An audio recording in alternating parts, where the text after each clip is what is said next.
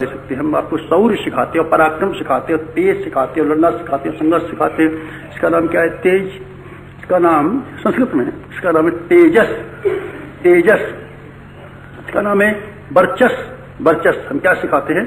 बेटे व्यक्ति निर्माण के लिए, समाज निर्माण के लिए, राष्ट्र निर्माण के लिए, धर्म और संस्कृति के विकास के लिए जिन दो ताकतों की जरूरत है उन ताकतों को मुहैया करने के लिए हम कोशिश करते हैं।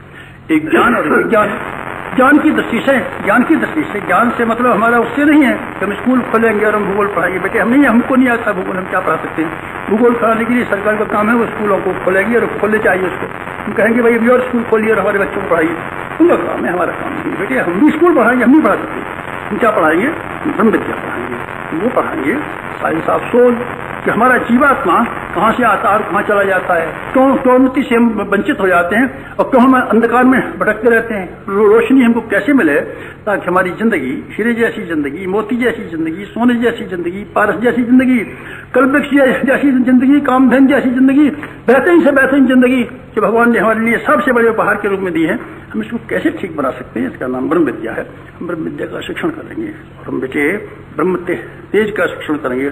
हथियारों की ताकत का नहीं बेटे, हथियार की ताकत से कोई आवश्यकता नहीं रही, क्योंकि पुराने जमाने में तलवार काम करती होगी, लेकिन अब तो सिंह की बराबर है। कल तलवार क्या करेंगी? लातू तलवार चलाना मुझे बहुत जोर से आता है, तो चला जब मैं लिखते आता हूँ, बंदूक तू ही खड़ा रहने देते, मैं मार के फेंकूंगा तुझे। आपके पास बंदूक है? हाँ, तू वो लिया मशीन गन, वहाँ खड़ा हो जा, मैं बंदूक का निशाना भी लगा पाऊंगा, तब तक तू मेरा कर देगा ढेर। और महाराज जी बंदूकों से मशीन गन बहुत बोलती है, कुछ भी नहीं होती। मशीन गन एक एटम बम ऊपर से गिरा दे सब सफाई हो जाएगी। आजकल तो बेटे ताकत की कोई जरूरत नहीं रही। असली ताकत आदमी की हिम्मत वाली ताकत है। सत्य में 1000 हाथी के बराबर बल होता है। गांधी जी में जो बल था रूहानी बल था। दुनिया में जो महत्वपूर्ण व्यक्ति हुए हैं अपने रूहानी बल के हिसाब से आगे बढ़े हैं। इसलिए ताकत के हिसाब से आप व्यायाम की बात करें, हाँ बेटे मैं व्यायाम की बात भी कहता हूँ, और आप लड़ी चलाने की बात कहते थे, हाँ बेटे मैं वो भी कहता हूँ। उसके लिए मैं मना थोड़ी करता हूँ किसी से। तो आप क्या कहना क्या चाहते हैं? बेटे मैं ये कहना चाहता हूँ कि रूहानी बल, आत्मा का बल, संकल्प का बल इतना हमारा प्रखर और इतना प्रचंड होना चाहिए जिससे हम अपनी व्यक्तिगत जीवन के दुश्मनों को निपट सकने में समर्थ हो सकें। अपने स्वभाव और आदतों में शामिल दुश्मनों को हम मिटाने में समर्थ हो सके।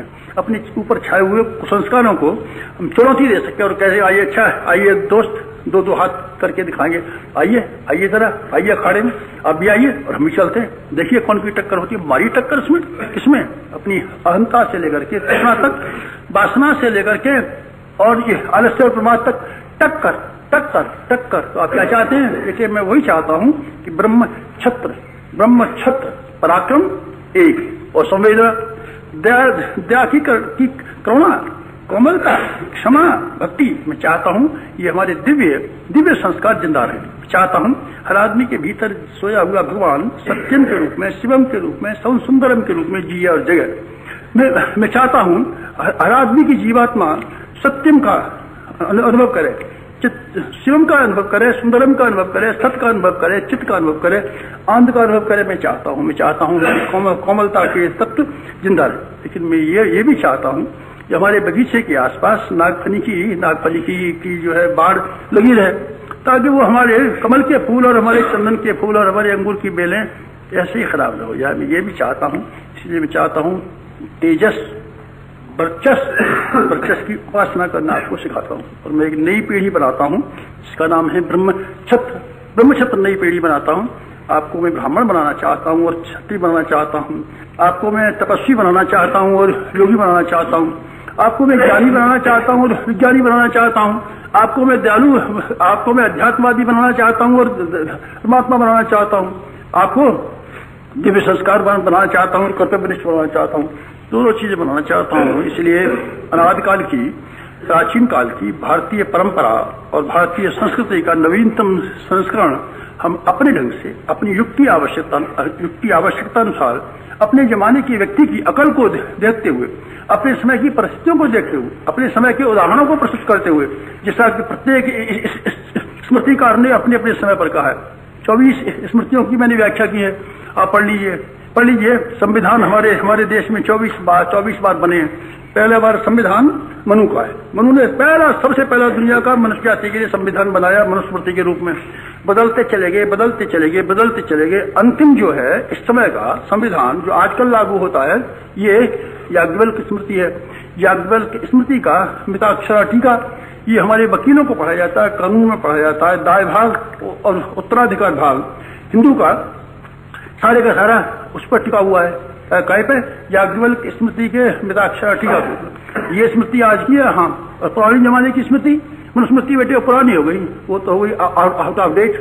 तो उसको हम अपमान करें, मारे नहीं बेटे, मारेगा कैसे? ये हमारे पिता का चित्र है, ये हमारे बाबा का चित्र है, ये हमारे बाबा का चित्र है, इसको हम अपमानित नहीं होने दे सकते।